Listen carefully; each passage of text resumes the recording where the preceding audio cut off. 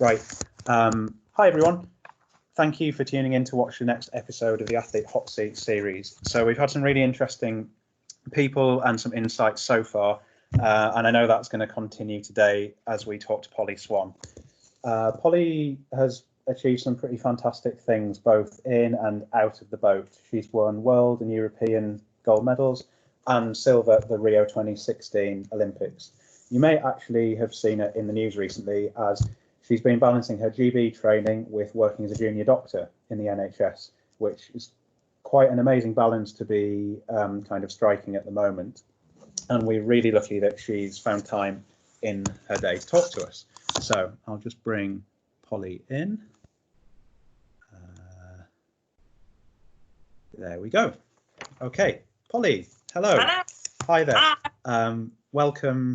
Welcome to Sir William Perkins. Thank you very much for joining us today. Thanks for having me. No problem at all. I think a good place for us to start is the here and now. And I just wondered if you could give us a little bit of a snapshot of what your days look like at the moment. Obviously, you've been very used to being in kind of tunnel vision. We're going to Tokyo. And now things are not what you'd expected. So how is that going for you? Yeah, it's good actually. So I started a job working up in Scotland as a junior doctor. This is a post, and they've been created in COVID times. And so I'm working part-time, which is 3 days. And on those days, I'll go into hospital, usually cycle there, takes about an hour. So leave the house about 7:15, and then I'll get back. I'll do my full working day, and get back, usually about 6:30. And I've cycled back home. So that's my training for the day, which is great. Yeah. And in terms of what I'm doing, just as a junior doctor, working with surgical teams over in the hospital, and really it's just running the wards, patients before and after surgery, and making sure everything runs smoothly. Not quite on the front line as everyone might sort of assume, but I definitely am happy to being able to do a little bit. Yeah, well, as I'm sure everyone who's had anything to do with the NHS knows, it all adds up, doesn't it? Every person's bit really does count big time. How are you finding the kind of the work and the training balance, especially when work is something which really is so important? There's no getting away from anything in the medical profession being very important. Yeah, it's been a bit of a challenge, to be honest. So obviously I've been cycling in and out from work, so that's been pretty good. It would take me an hour. It takes me an hour to cycle there, but it would maybe take me half an hour to drive. I kind of feel like I'm killing two birds with a stone a little bit there. But it's the days that I cycle that I'm kind of trying to squeeze it in, and maybe the days run on perhaps, and I have to stay in hospital for a little bit longer than I do. And those are the days that I struggle with a little bit, if I'm honest. So I'll do a weight session or a core session home in the evening. But quite often I'm like, okay, I want to have a bit of time to kind of decompress after the day, take stock, and so sometimes I'm training at like 9 p.m. in the evening, which I do not recommend, guys. So do not put it a leaf from my book. But it's actually really nice to have the training as something that I'm used to, something I enjoy, and also something out of the kind of work pace and just kind of we're all about these, aren't we, in sport? So it's good to have that board as well. Yeah, and I guess sometimes there may be days where, because of how the day pans out, you realise today my training needs to change, or maybe it needs to not be there at all because I need to assess how I feel and how my day's gone. And getting that's something you don't necessarily do all the time in the GB team. The training is the training, and it happens to a large degree. So I guess that's not a bad thing to be getting used to as well, and kind of managing yourself. Yeah, completely. I'm a great believer that you have to do the right amount of training for yourself, and often I think as rowers we make much. And on the GBT, it's very strict. There's often 3 days, they're long days, intense. And I've tried to use this period of lockdown just to lift the body a little bit more. And the days where I feel great, I'll go long run, and I'll be on the earth. I'll lift some really and kind of really push the boundaries of what I do. And you know what? Some days I just want to curl up in bed and go to sleep. And that's also been okay. And it's taken a little while to, how do I say it? So not chastise myself for having that. And really accept that this period of time is abnormal. Being in lockdown is abnormal. Not being able to see friends and my other colleagues, other athletes, is not normal. And so rather than trying to dig myself into a hole and like I said, just chastise myself for not being able to deliver my day, I think it's really important to give myself a bit of a break sometimes. I think that through training, but in life, I think that time has been a struggle, and just to be a bit kind to myself and realise that we have lots ahead of us is really important. Yeah, I think that ties in quite nicely with what we've said lots of times to the girls over this period, because it's such a strange period, that you need to, like you said there, you make the most of the good days, and on a day where you don't necessarily feel so good, you don't have to beat yourself up, because everyone in every walk of life, whether it's sport or whether it's work, anything, home life, there'll be good days and there'll be not so good days. And it's kind of trying to maintain carrying on nice and steady through it. I did wonder, I guess with your work at the moment, working in the NHS, has having such a major thing there to throw yourself into helped you deal with the Tokyo delay? Because that must have been quite a strange situation to deal with, and a big thing to cope with when it's something that, they always say one thing is guaranteed about the Olympics: when your race is going to be. It's going to be on that day every 4 years, and it 4 years in advance, and now you don't. So yeah, has the work helped you, do you think, in that regard? Yeah, I think that's a really good question. I think initially I'm very, I don't know if it was different headspace, or I didn't anticipate the Olympics being postponed. I don't think anyone would ever anticipate that reaction.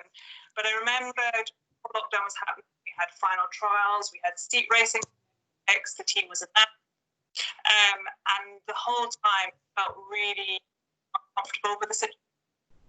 And I think I felt that I just couldn't see how Olympics could safely done. And rightly so, and there was the right made at the right time to postpone.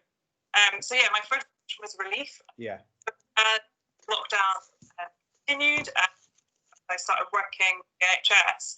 I definitely, it's been a kind of launch to, and I'm all about working with a team.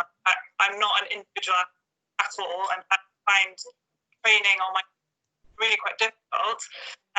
It's been really have that team atmosphere. I feel very lucky to be able to do that.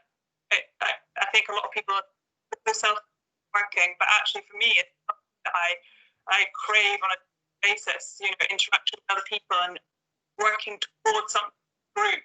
And so I've really relished that, and it's kind of affirmed in my mind. I'm so lucky that I love, and I've done for many years, since I was about 12. And I can't wait for next year and to work towards Tokyo. I think for me it's a to have an extra year, to work on my fitness, my strength, on getting together. For me, it's a good thing. And I guess the delay that, say for you, it's Tokyo. For our girls, it's their what they thought was going to be their national schools this year, or their women's Henley. That's all moved on by that extra year. But I think there's quite a good parallel there. You talk about the power of the team that you are still feeling, even though you are hundreds of miles away from most of your teammates at the moment. Our girls are quite lucky. Quite a lot of them live very close to others of their squad mates. Since the restrictions have been eased somewhat the other week, they've been able to go out and do a little bit of training with in little groups, keeping all their distances apart and everything like that. But I think that feeling of being part of something is very powerful, isn't it, in terms of kind of keeping the motivation going when the goalposts shift, like you said. If we just backtrack a few years, I won't say how many. So you'd had a good junior rowing career. You won medals rowing at George Heriot School in Edinburgh, and then you went through and you started your medical degree at Edinburgh University. Was medicine something that you'd known you were keen on for a long time? Yeah. Yeah. I've been asked this a lot, and to be honest, I can't remember not wanting to do medicine. Yeah. I remember briefly wanting to go off and become an artist, because that's the thing that you want to do. But to be honest, really, it's always, it's been part of my life. It's my dad is a doctor. I think when I was little, I'd go and play with the little doctor bag that I got given. I'd be like my teddy bears, heart rate, and there was never a question in my mind. I'm very lucky, very privileged that I did well at school. I was very well supported by my family, and I happened to really enjoy sciences. And I also really like around people and helping people. So, I think I can't really imagine anything else.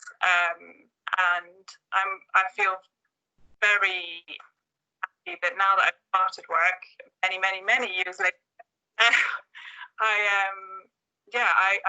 absolutely love it. So I would recommend guys who then do ask. I'm more than happy, and I do think it's a great. If you're not interested in medicine, thing to talk to someone who started their career and find it with rowing. So I'm more than happy to answer field questions on that sort of things. That's really kind of you. No, it was very clear. I remember a couple of conversations with your mum and your dad about how proud they were of you and what you were doing with your studies, kind of planning to carry them on post Rio, which obviously you did, and you are where you are now today. Again, going back to those early days, it wasn't long before you decided to kind of pause your medical degree for a little bit of time and move south to pursue your rowing dreams. And I wondered how this decision kind of came about. Was it a long and conscious decision, or sometimes you just realise that you need to do, this is what I need to do? And I wondered how that was with you and that decision, because obviously it's a really big call. Yeah. So in the end, I took out 6 years degree. I did not anticipate that in the slightest. So I remembered distinctly I made the decision, and it was very, like you said, quick. So my plan would be to row for GB at the end of these, which I did in 2010, and we were flying back on the plane, and one of the chief coaches at the time, Pete Shepherd, was like, "Okay, Polly, when are you going to move down south and start rowing so you can go to the Olympics?" And I kind of thought, what? What do you mean, me kidding, kind of thing? My plan for that had been to just return to uni and probably quit rowing, and that was that. I hadn't really any dreams not that I didn't have dreams, of course I did, but I think I always thought that these people were human and far beyond my capability.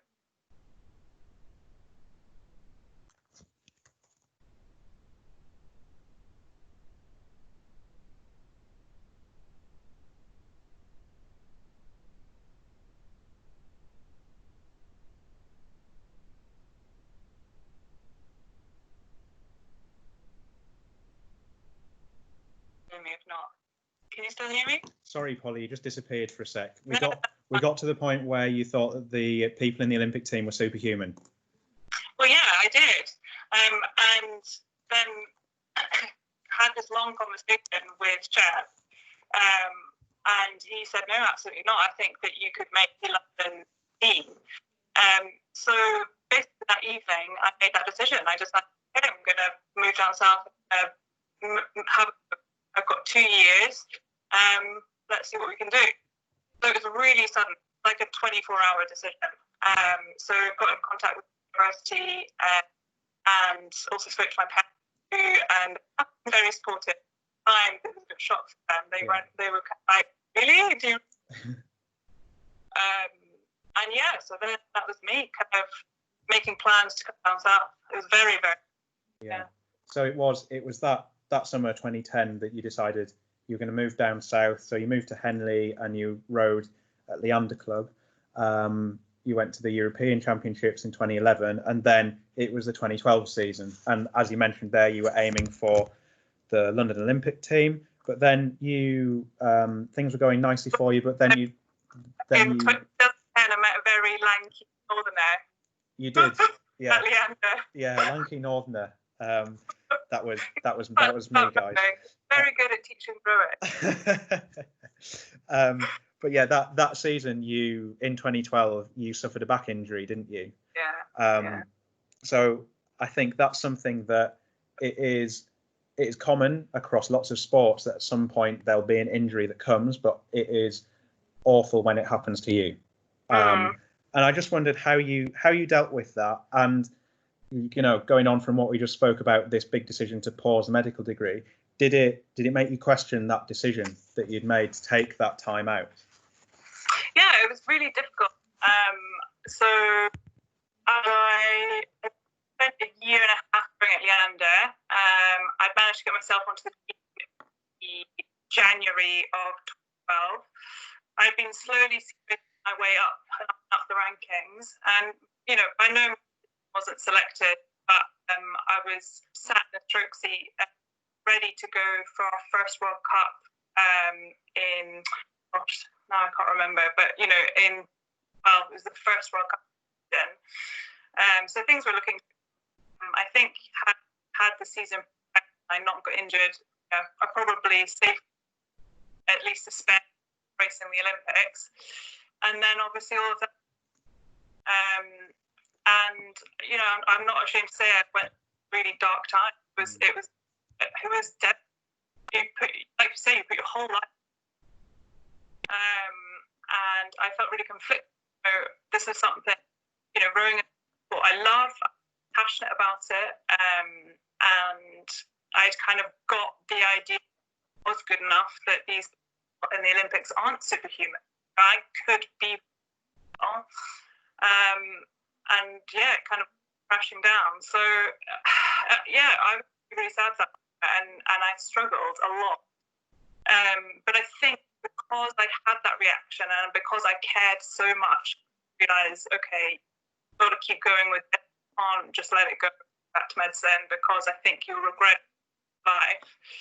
And I spoke to a lot of people. I spoke to a lot of coaches, a lot of friends I respected, other athletes, my parents a lot. And then I made a decision to carry on for another year. And that was quite difficult. Actually, the university changed the rules, how long you're allowed to have out of university for me. They were very kind. But yeah, it was a tough summer, and looking back, it's something that really made me. I realised how I really care, and I really got stuck in my rehabilitation. And when I came back into the team, I was significantly stronger and significantly than I'd ever been before, just because I think I'd suffered that heartbreak. I know it's a very, very cliched thing, but it is trying to turn negatives into positives, isn't it? And it's all well and good when you hear that and you hear people talking about it, but when it's actually you, it's hard but very satisfying to do that. And obviously, I mean, moving forward then into 2013 was a different story.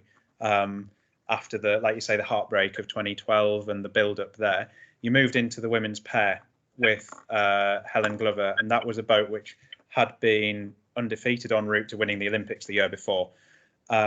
You were like we've kind of discussed, you'd been in and around the team, but in terms of racing at senior international level, you were relatively inexperienced. You'd raced the Europeans in 2011. What was it like moving then into that boat, the kind of one of the flagship boats of the GB team? Did you feel pressure and find the prospect nerve-wracking, anything like that? Yeah. Yeah, I remember having massive imposter syndrome, thinking, why on earth am I here?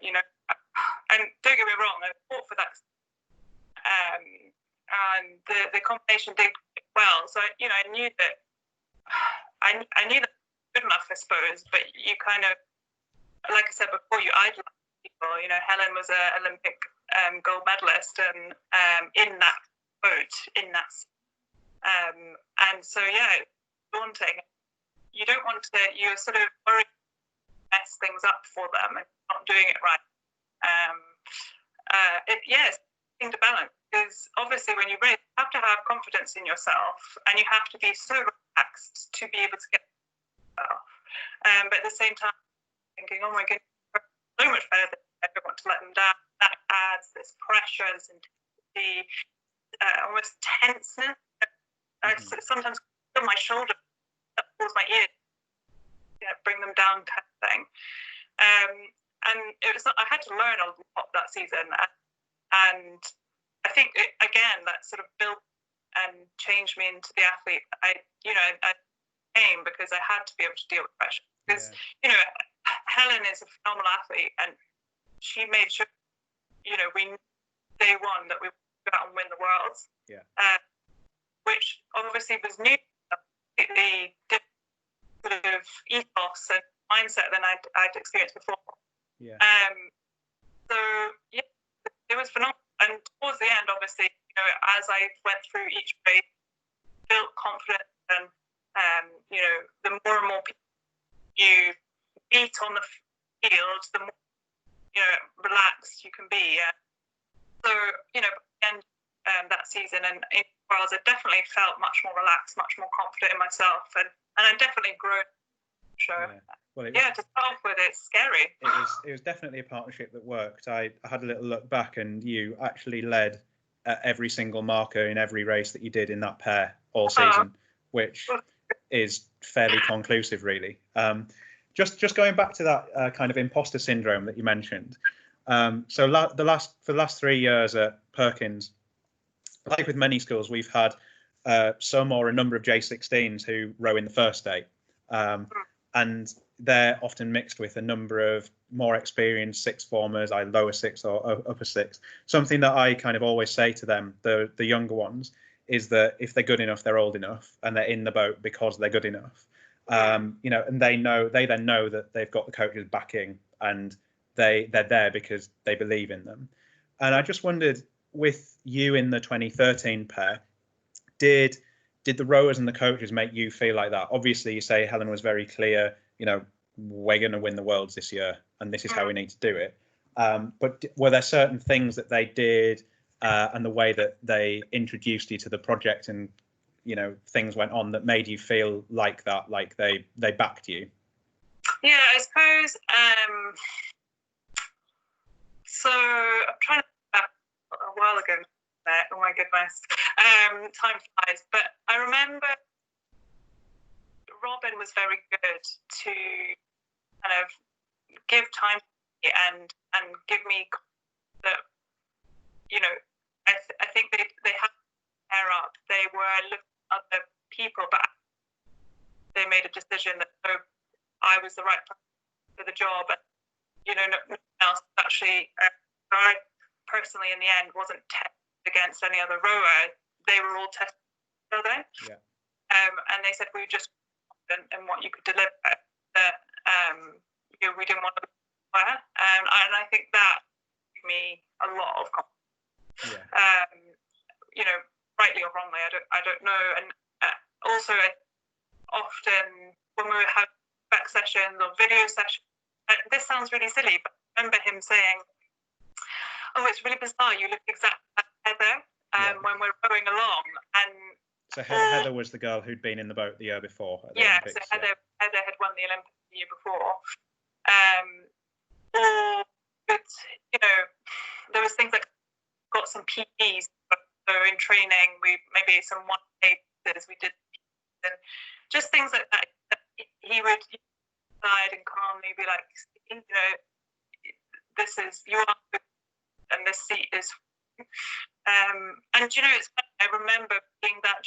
I remember J14 boat or the J18 boat when I was younger, and it's a really similar thing. It doesn't get different, but I remember being told by my coach when I was at school, you only get better by rowing with people who are better. Fastest way. And I couldn't agree more. I've learned so much from the girls, like from Helen in the pair, from the girls that I've rowed with in Rio, who'd been to multiple Olympics before, and that's how you learn, how you develop quickly. I think that's something that's really clear and really rewarding to see in a school environment as well, where you do, say, with the senior squad at our school, it runs from J16 up to J18. So you come in as a J16 and you row in boats with people who have just been rowing longer than you and have had different and more race experience. I think it's something that for you in that scenario we've just been talking about, it was, we're going to win the Worlds this year. But it's applicable at every level and at all ages. Just kind of moving on a little bit from the very, very successful 2013, which I guess made you feel vindicated that you'd made a good call. 2014, Helen's partner from 2012, Heather, obviously came back into the mix, and they ended up rowing the pair again for most of that season, and your focus shifted to the women's eights project through to aiming for Rio. In 2015, injury struck again, very, very sadly, and I just wondered, did that give you a sense of almost the inevitable happening again, and maybe question whether the Olympics were just not meant to be for you? Yeah, no, it did. And it's still always in the back of my head. I think that time was back and hips in 2015. And I've had a number of back injuries along the way. And it's always mind, am I going to get through this next season, or is my strong enough and I need to call it a day, sort of thing. But I think I was just belligerent. I got that far.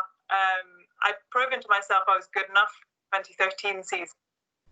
And I think I just wanted to, and okay, fine, I am unlucky. Maybe I've rowed too long, or maybe most likely not developed myself in the right way in terms of ability when I was young.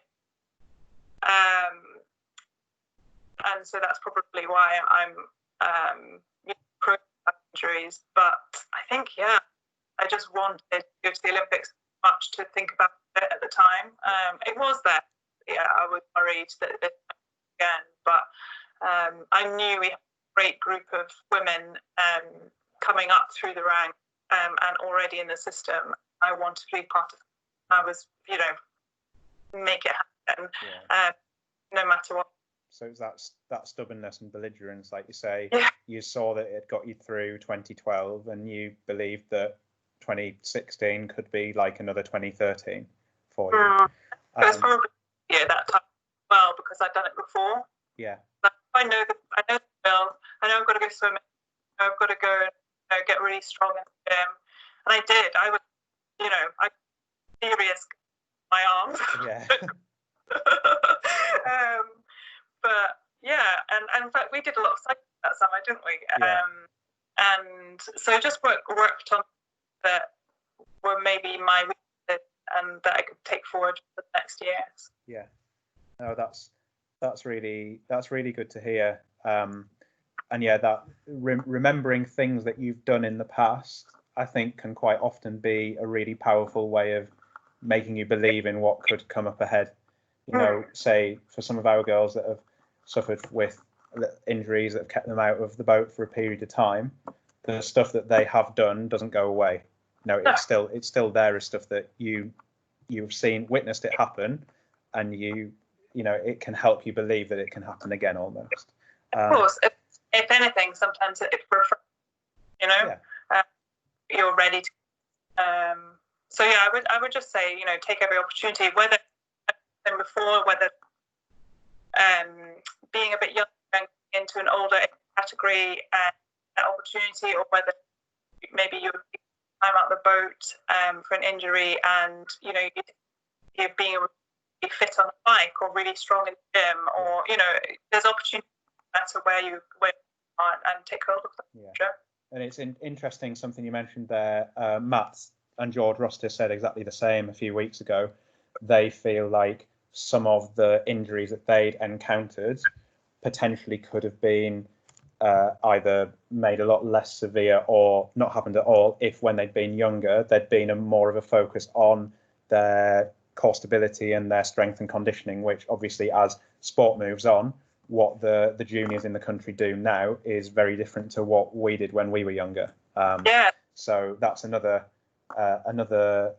person recommending the good stuff. Scott, okay, moving on to 2016, and like 2013, things did go right. So you were in the women's 8 that year. You won the European Championships. You won silver at the Rio Games. One thing about that crew that was really, really clear was your crew identity. Okay, and this sort of idea that it can apply to crews of all ages, that you pick something out about your collective skill set and then you make it your edge, if you like. You make it the thing that is going to elevate your performance to another level. And in a team sport like rowing, where social cohesion and crew mentality are so pivotal, it can make a big difference. So I wondered how you kind of worked out what your crew identity was, and then what effect you maybe think it had on the racing that you did. I think it was something that there was conscious and subconscious sort of development of our crew identity. So we used # sassy, which I'm sure some girls hated, and I loved it.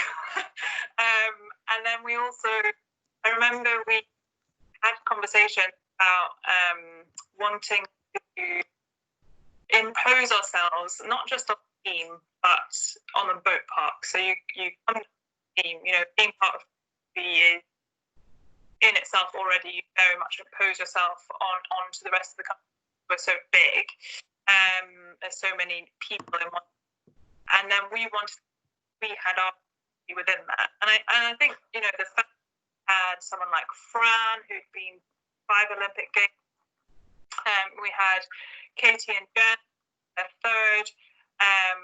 People who, this was their first games like myself, but they've been sort of like hot along the way. And I think there was definitely also a sense that we all are growing. We all cared so much about this race or this event that we were about to be part of. And we wanted to bring that energy, bring that excitement into how we performed, but also how we just interacted with each other, with other people. And I think we thought that might actually be quite intimidating for our competitors. 9 group of women are just sort of like a ball of energy going around the park. They just look like they're having a great time. And wow, here I am, nervous, and so it kind of, that I wouldn't say that was conscious that we did that. I think we did have effect, and because we did try and really enjoy what we did, it meant that we wanted to switch on and focus and deliver something and deliver a performance. We were able to do that because we'd had all the fun, joked around. We'd sometimes we were singing in the boat, things like this. But that meant that when we were ready to switch, we did it. Yeah. And like I say, you know, how did it manifest in our racing? You know, I think we showed our passion and we showed how much we cared with our racing, because, you know, we didn't want to perform. We didn't want to sort of stick to a race plan or stick to a style of racing that people almost impose on ace racing. They say, oh, you never be behind and then come forward. You know, you've got to be winning from the first marker in order to achieve. And I think we tried differently, and really show our path through the path of the race. And it might not have been good watching for my mum and everyone else's parents. I think we shocked people, but we were there because we cared much about what we wanted to do. So just to give some context to some of the guys watching, it's the Olympic final, 1,000 meters gone. You had made it through straight from the heats. You're in last place. And like you say, in the grandstands, the feeling is kind of like, oh dear, what's going on? This, like you say, this crew identity and how you wanted to try to do your racing and not have shackles put on you. Do you reckon that made a difference in that situation? If you'd have been in that situation without that mindset going into it, would a silver medal have come out the other end, do you think? Probably not. No. I think there was many that made that race what it was.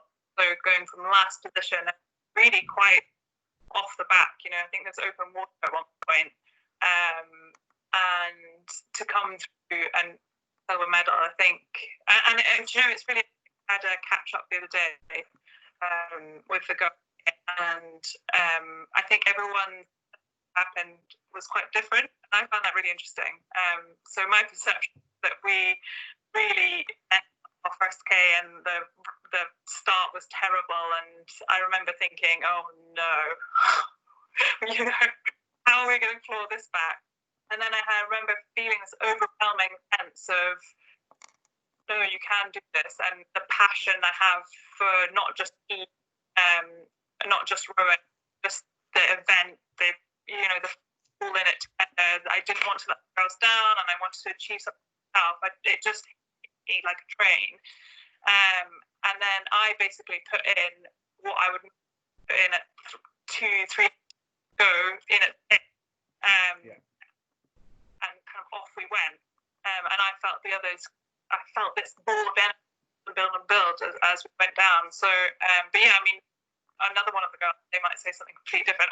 Oh, we had it in the bag. I totally knew what was going to happen. We would definitely get that silver medal. I was not as confident, but you know, that's okay. But there's, I mean, that's your Olympic final. That's the ultimate example of realizing in a race situation something needs to happen and we need to do something. And you know, the way the second K went was unbelievable. The jump through the field and then finishing in that, holding the Romanians off for the silver medal and coming back up on the Americans, was an awesome thing to watch, and I imagine rather exciting to be in the middle of as well. Yeah. It hurt. It really hurt. Yeah. It definitely looked like it was worth it. Just moving on. Obviously, that was a fantastic moment for you with your rowing. Post the Olympics, you decided to come back, and that was a point to switch back to uni, and to kind of finish the medical school. Did you find stepping back into this different environment after such a long time away quite, you know, was it strange? Was it hard to readjust to that? Yeah, it was really hard. And you know, if I'm honest, I think I was really ill prepared for it. And I think there's something so special about Olympic Games, and everyone tells me, so after the Olympics, it's one of the most exceptional experiences of life. You will get Olympic blues, and so I thought I understood what that meant, and I don't think you do through it. And you know, I wouldn't change it for the world. Never change what happened. But yeah, it was a struggle to come back into normality. You go from, for me especially, oh, this is so embarrassing. I remember crying to my mum, being like, I've just been one of the best in the world at what I do, and now, you know, I'm terrible at what I do. And, you know, I just feel so lost. And I did for a number of months. And it's just, I think, however, what being a shows you is resilience, and it shows you work hard. It shows you that if you put the effort in, still have passion and you still have drive, then you can achieve something, you know, in life. And so even though I was struggling and I found the adjustment hard, I put my same hat on. I used my skills that I'd been growing, and ended up, you know, far surpassing grades and stuff I'd done when I first started uni. And I've done well going back and being really proud of results and how I'm getting on with my teams in medicine. So I think it's changed me as a person. I'm really happy about that. It was, months back was really hard. Yeah, but I guess kind of good way of trying to get through it is, like you say, you've got that resilience, but on a day-to-day basis, it's just putting one foot in front of the other, thinking, what do I need to do? What's on my schedule today? Do the best job I can of that thing on that day. And like you say, from your experience there with your medicine, you exceeded your own expectations there, which is really, really nice to hear about something that is in a totally different field to your sport. The rowing, though, it was still scratching away in the back of your mind, wasn't it?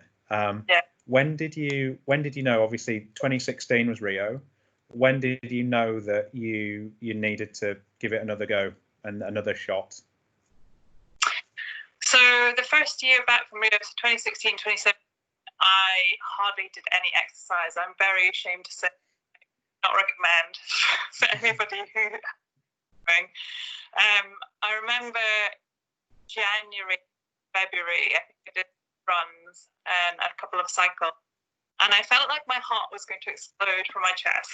It was horrible. I was so fit and I had no muscle on me, and a bit of a disaster really. And I probably needed that to process what happened, and also, like I said, have that transition period back into academic work. But I think probably I would have kept a little bit of it going. You know, probably even it would have been a good thing. But